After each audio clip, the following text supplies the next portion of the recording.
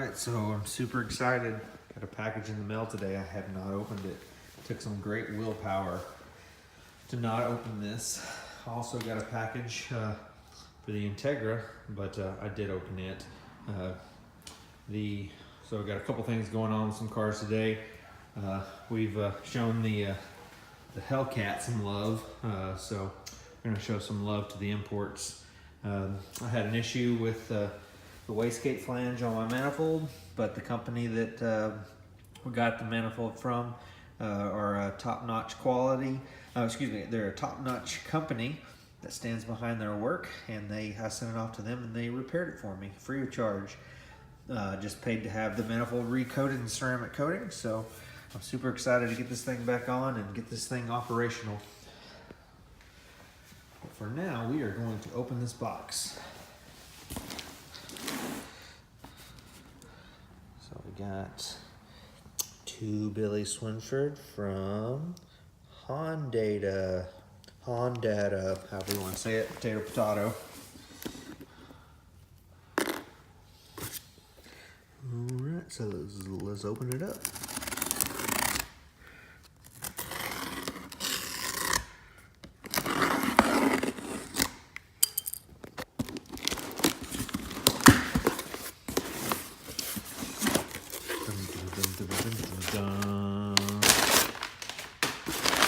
Alright, check it out. Got some ECUs.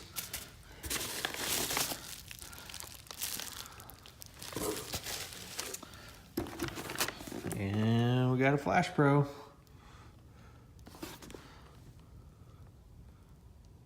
Alright, Civic Type-R.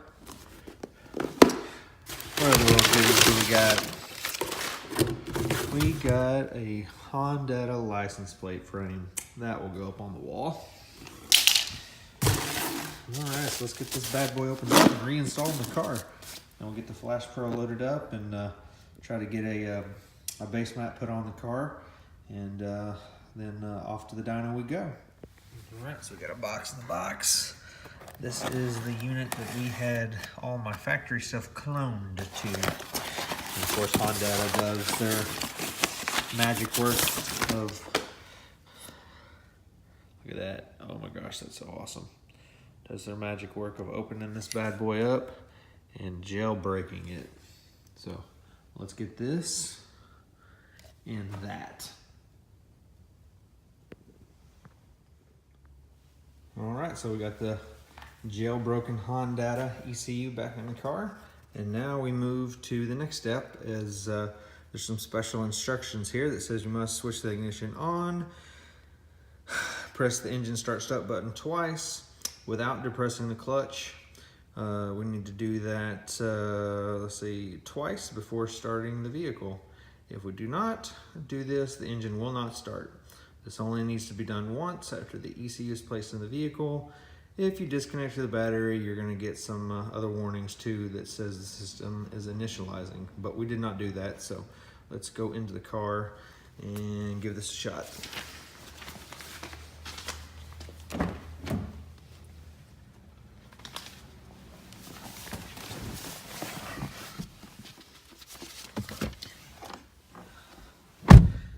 Oh, I do not get into this car very much, and every time I do, I love it. Love it, love it, love it. Okay, so my key's in my pocket. Let's see, you must switch the ignition on. Press the engine start button twice without depressing the clutch. Then turn it back off, then hit the start button again before starting the vehicle. All right, over here. All right, so that's once. That would mean he'll pitch on. Then back off again. And there it is again. Chance to see Bartolo racing off.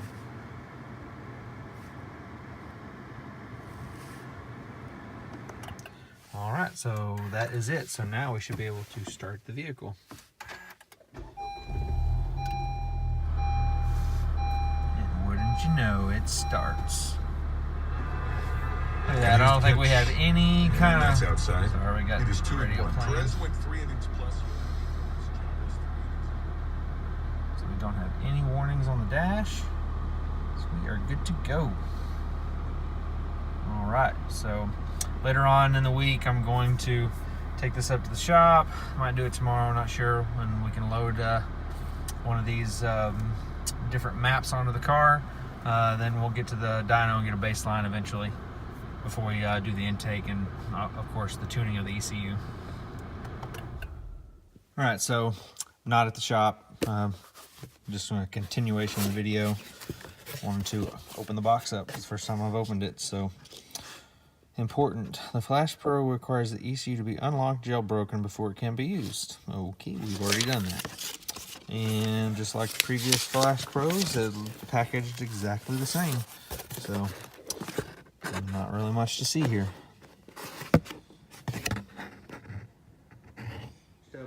Putting the ECU in the Type-R, getting it started. So, I'm just going to briefly start on this. It's kind of late and I'm kind of tired, so I'm not going to spend much time on it. Besides, I need to get some replacement studs for the turbo.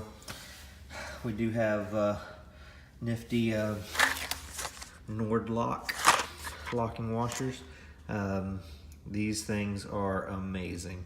You can YouTube this, and there's some pretty rad videos out there showing how these things work.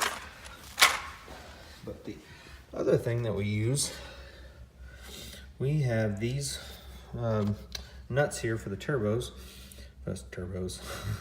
These nuts here for the turbo are made of Inconel.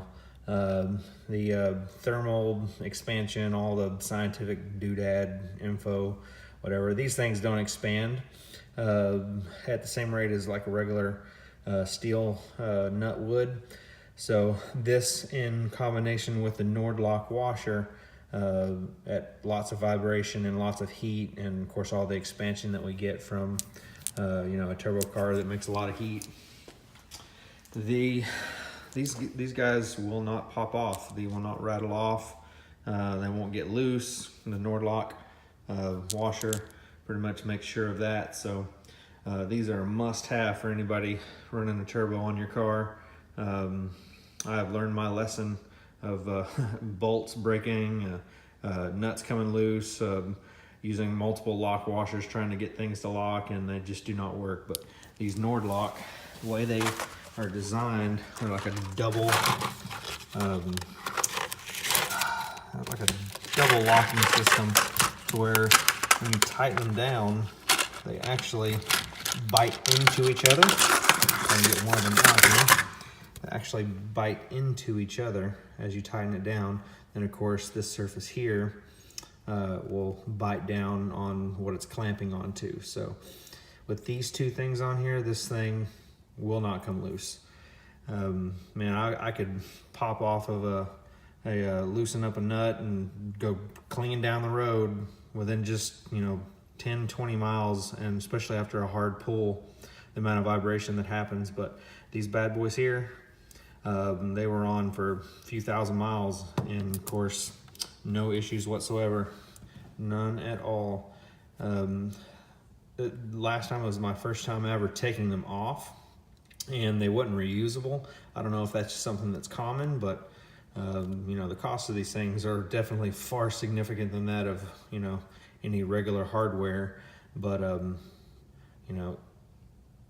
they don't really, using the hardware that I'm using and the Inconel nuts, they really won't have an issue to where, as long as there's no problems with the car, they'll never have to come off. So the cost really isn't a factor. So we're gonna get this manifold partially on now, and then we'll finish it up later on. All right, so we got the turbo manifold bolted back on. Can't put the turbo on yet, like I said, need to get the studs. So the lonely little turbo is gonna have to just wait.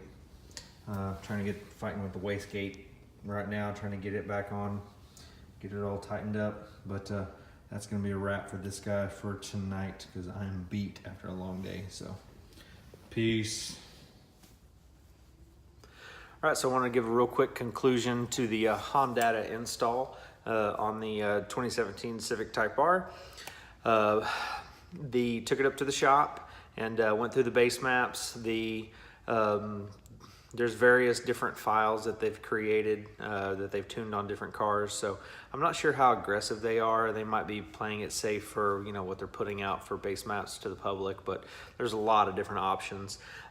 Since we have E85 available and I keep a barrel of it at the shop for doing top offs in the Hellcat and in the Integra Type-R and in the Civic Si, a lot of cars that I have I use ethanol, so I figured, hey, there's an E25 blend, so it's 25% ethanol tune on the car. They have one for different modifications, so if you have a downpipe or something of that nature, they have a file on there.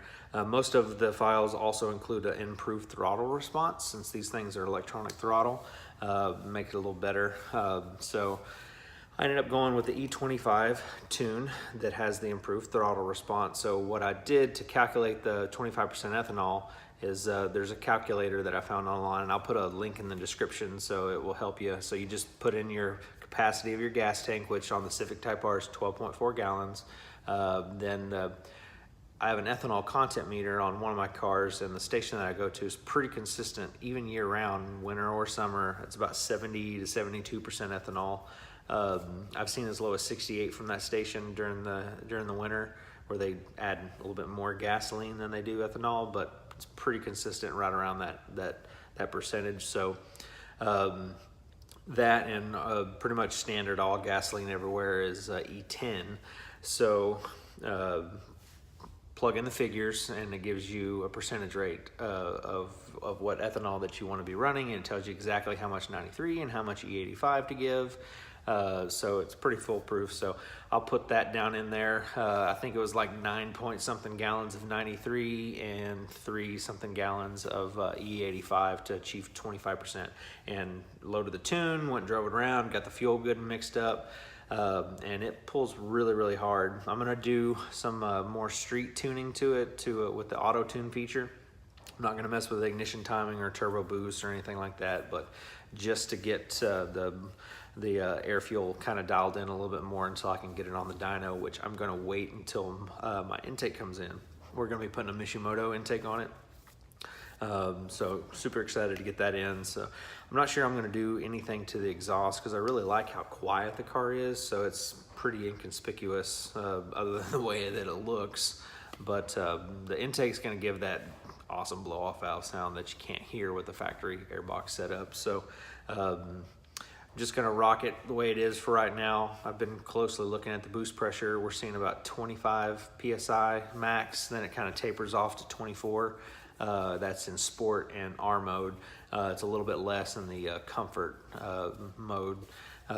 So the car pulls really, really hard. I know they're being probably a little conservative, but I have no idea what the power output is over stock, but you can definitely feel it. It's not just something that like, oh, I can tell it has more power, like, your butt dyno or whatever, but the car definitely pulls a lot harder. It spins at first, second, and some a third pretty consistently, where before it would spin a little bit in third, but mostly it'd be grabbing.